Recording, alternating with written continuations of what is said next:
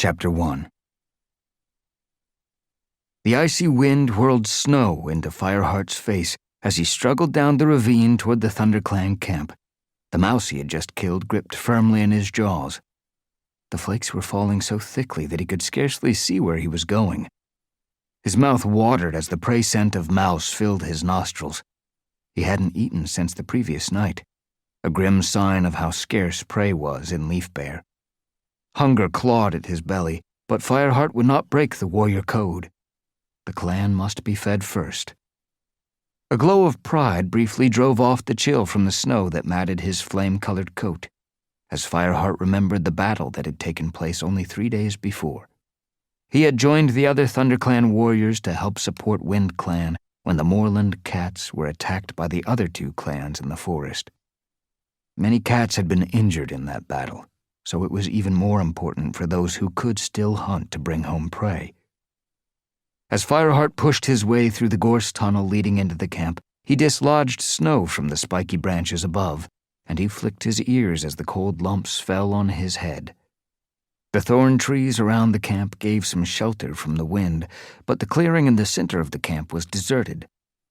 All the cats preferred to stay in their dens to keep warm when the snow lay this thick. Broken tree stumps and the branches of a fallen tree poked above the covering of snow. A single line of paw prints crossed from the apprentice's den to the bramble thicket where the kits were cared for. Seeing the trail, Fireheart could not help remembering that he was without an apprentice now, since Cinderpaw had been injured beside the thunder path. Trotting across the snow into the heart of the camp, Fireheart dropped his mouse on the pile of fresh kill near the bush where the warriors slept. The pile was pitifully small. Such prey as could be found was thin and scrawny, hardly a mouthful for a famished warrior. There would be no more plump mice until New Leaf, and that was many moons away. Fireheart was turning away, ready to go back on hunting duty, when a loud meow sounded behind him. He whirled around. Shouldering his way out of the warrior's den was the clan deputy, Tigerclaw. "Fireheart!" Fireheart padded through the snow toward him, respectfully lowering his head, but conscious that the huge tabby's amber eyes burned into him. All his misgivings about Tigerclaw flooded through him again. The deputy was strong, respected, and an outstanding fighter, but Fireheart knew there was darkness in his heart. "You don't need to go out hunting again tonight," Tigerclaw growled as Fireheart approached. "Blue Star has chosen you and Graystripe to go to the gathering." Fireheart's ears twitched with excitement. It was an honor to accompany the clan leader to the gathering, where all 4 clans met in peace at full moon. "You had better eat now," added the dark-coated deputy. "We leave at moonrise." He began to stalk across the clearing toward the high rock, where Blue Star, the clan leader, had her den. Then he paused and swiveled his massive head to look back at Fireheart. "Just make sure you remember which clan you belong to at the gathering," he hissed. Fireheart felt his fur bristle as anger flared inside him. "What makes you say that?" he demanded boldly. "Do you think I would be disloyal to my own clan?" Tigerclaw turned to face him, and Fireheart tried hard not to flinch at the menace in the cat's tensed shoulders. "I saw you in the last battle." The deputy's voice was a low growl, and his ears were flattened against his head as he spat. "I saw you let that RiverClan warrior escape." Fireheart winced, his mind flashing back to the battle in the Wind Clan camp. What Tigerclaw said was true. Fireheart had allowed a RiverClan warrior to flee without a scratch, but not out of cowardice or disloyalty. The warrior had been Silverstream.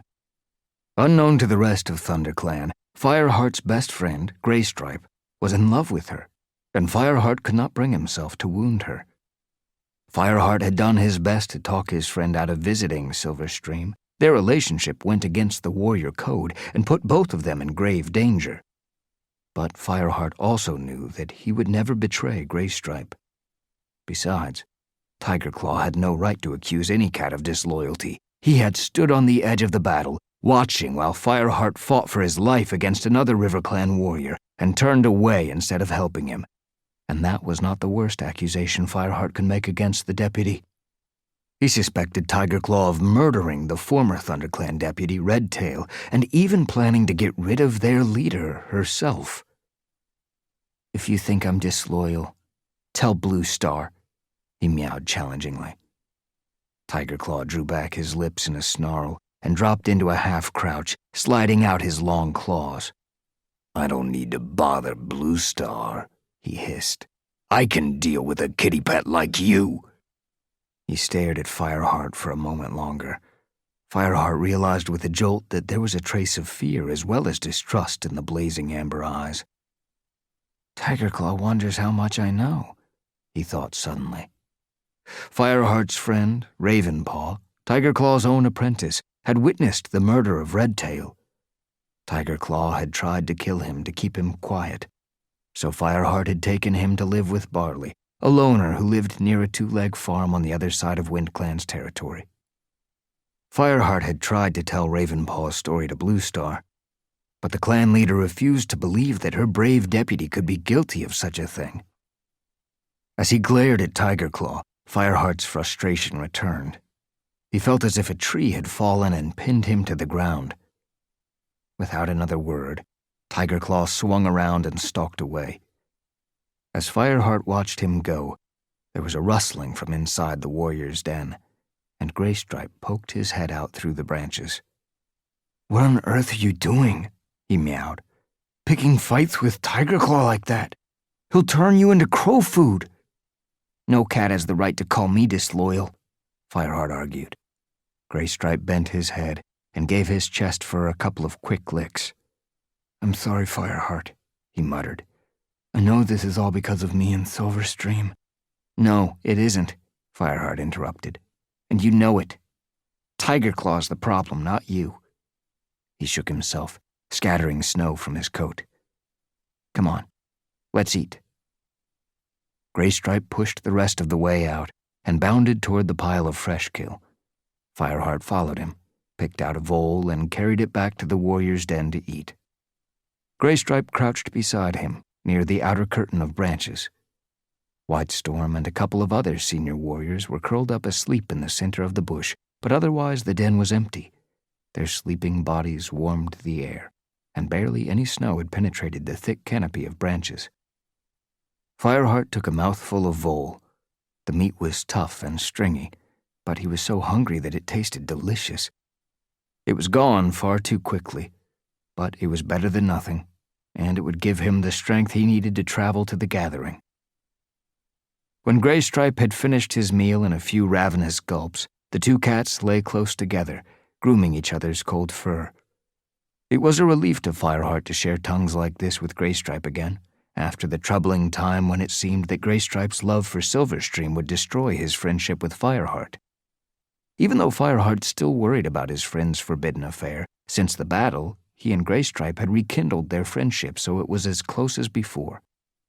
They needed to trust each other if they were to survive the long season of leaf bear, and even more than that, Fireheart knew he needed Graystripe's support against Tigerclaw's growing hostility.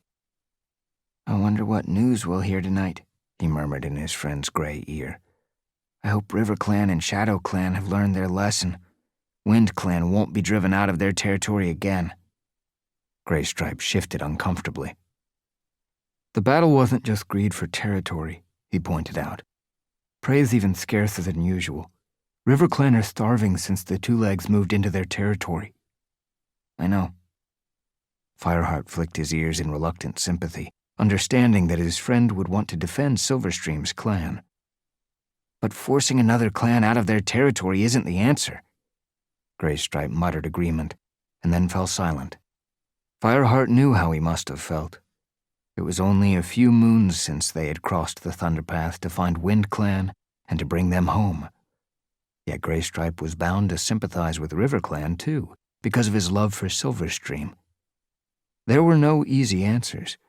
The shortage of prey would be a desperate problem for all four clans, at least until Leaf Bear relaxed its cruel grip on the forest. Growing drowsy under the steady rasp of Graystripe's tongue, Fireheart jumped at the rustle of branches outside the den. Tigerclaw entered, followed by Darkstripe and Longtail.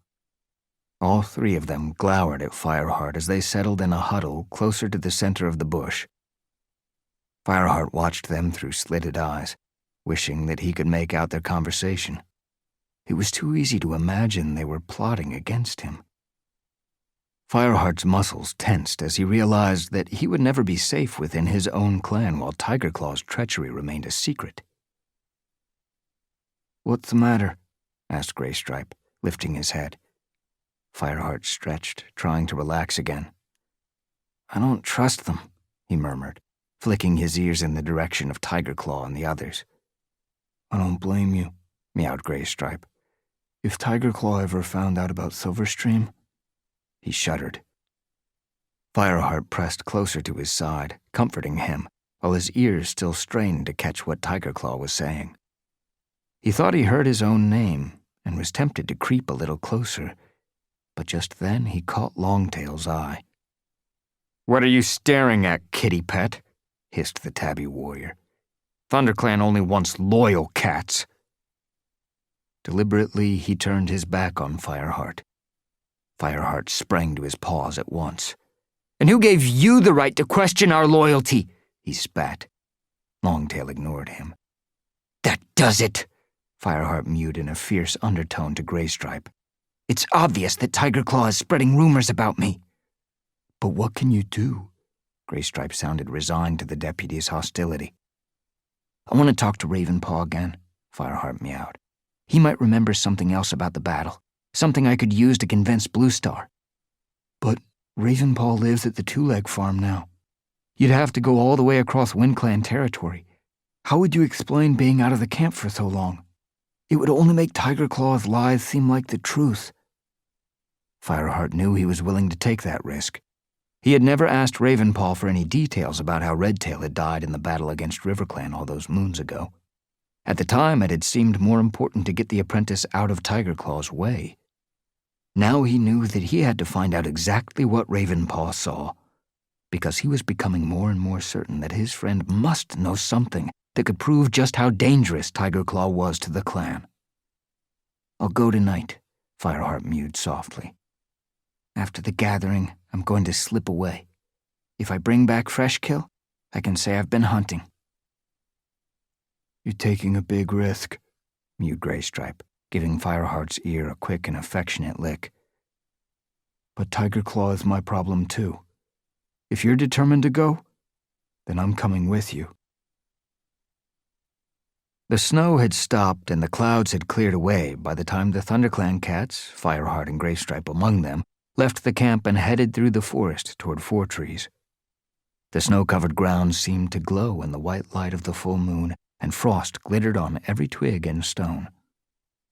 A breeze blew toward them, ruffling the surface of the snow and bearing the scent of many cats. Fireheart shivered with excitement. The territories of all four clans met in the sacred hollow, and at every full moon a truce was declared for the clans to gather beneath the four great oaks that stood in the center of the steep-sided clearing. Fireheart fell in behind Bluestar, who had already dropped into a crouch to creep the last few tail lengths to the top of the slope and peer down into the glade. A rock reared up in the center of the clearing between the oaks, its jagged outline black against the snow. As Fireheart waited for Bluestar's signal to move, he watched the other clan cats greeting one another below. He could not help noticing the glares and raised hackles as WindClan faced the cats of RiverClan and ShadowClan. Clearly none of them had forgotten the recent battle. If it weren't for the truce, they would be clawing one another's fur. Fireheart recognized Tallstar, the leader of WindClan, sitting near the great rock, with his deputy, Deadfoot, beside him. Not far away, Running Nose and Mudfur, the medicine cats of ShadowClan and RiverClan, sat side by side, gazing at the other cats with eyes that reflected the moon. Beside Fireheart, Graystripe's muscles were tense, and his yellow eyes glowed with excitement as he stared down into the glade. Following his gaze, Fireheart saw Silverstream emerge from the shadow, her beautiful black and silver coat rippling in the moonlight. Fireheart suppressed a sigh. "If you're going to talk to her, be careful who sees you," he warned his friend. "Don't worry," Graystripe meowed. His front paws kneaded the hard ground as he waited for the moment when he could be with the RiverClan cat again. Fireheart glanced at Bluestar, expecting her to give the signal to descend into the clearing, but instead, he saw Whitestorm pad up and crouch beside her in the snow. Bluestar, Fireheart heard the noble white warrior murmur. What are you going to say about Broken Tail? Will you tell the other clans that we're sheltering him? Fireheart waited tensely for Bluestar's answer. Broken Tail had once been Broken Star, leader of ShadowClan.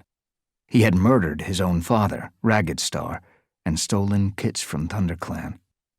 In retaliation, ThunderClan had helped Broken Star's own clan to drive him out into the forest. Not long after, Broken Star had led a band of rogue cats to attack the ThunderClan camp. In the battle, Yellowfang, the ThunderClan medicine cat, had scratched his eyes, and now Broken Tail was a prisoner, blind and defeated. Even though the former leader had been stripped of his Star Clan-given name and was kept under close guard, Fireheart knew that the other clans would expect ThunderClan to have killed him or driven him out to die in the forest. They wouldn't welcome the news that Broken Tail was still alive. Bluestar kept her gaze fixed on the cats in the clearing below. "I will say nothing," she replied to Whitestorm. "It doesn't concern the other clans. Broken Tail is ThunderClan's responsibility now." Brave words, growled Tigerclaw from where he sat on the other side of Bluestar. Or are we ashamed to admit what we've done?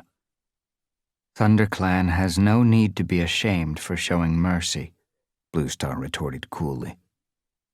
But I see no reason to go looking for trouble. Before Tigerclaw could protest, she sprang to her paws and faced the rest of the ThunderClan cats. "Listen," she meowed. "No cat is to talk about the attack by the rogue cats, or mention Broken Tail. These are matters for our clan alone." She waited until meows of agreement came from the assembled cats. Then she flicked her tail to signal that the ThunderClan cats could join the other clans below. She raced down through the bushes, with Tigerclaw just behind her, his huge paws scattering snow. Fireheart bounded after them. As he slid out of the bushes into the clearing, he saw that Tigerclaw had stopped close by and was giving him a suspicious stare. "Graystripe," Fireheart hissed quietly over his shoulder, "I don't think you should go off with Silverstream tonight. Tigerclaw's already—" Fireheart suddenly realized that Graystripe was no longer beside him. Looking around, he saw his friend disappearing behind the great rock. A heartbeat or two later, Silverstream skirted around a group of ShadowClan cats and followed him. Fireheart sighed. He glanced at Tigerclaw, wondering if the deputy had seen them go. But Tigerclaw had padded away to join One Whisker from WindClan, and Fireheart let the fur lie flat on his shoulders again. Pacing restlessly across the clearing, Fireheart found himself near a group of elders. Patchbelt from ThunderClan and others he did not know, crouching beneath a glossy-leaved holly bush, where the snow did not lie so thickly. Keeping one eye out for Graystripe, Fireheart settled down to listen to their conversation. "I remember a leaf bear even worse than this." It was an old black Tom who spoke, his muzzle turned to silver and his flanks scarred from many a fight. He had the scent of WindClan on his short, patchy fur. "The river was frozen for more than 3 moons. "You're right, Crowfur," a tabby queen agreed. "And prey was scarcer too, even for RiverClan." For a heartbeat, Fireheart felt surprised that 2 elders from recently hostile clans could talk calmly without spitting hatred at each other. But then they were elders, he reflected. They must have seen many battles in their long lives. "Young warriors today," the old black cat added with a glance at Fireheart. "They don't know what hardship is." Fireheart scuffled among the dead leaves under the bush and tried to look respectful. Patchbelt, crouched close to him, gave him a friendly flick with his tail. "That must have been the season when Bluestar lost her kits," recalled the ThunderClan elder.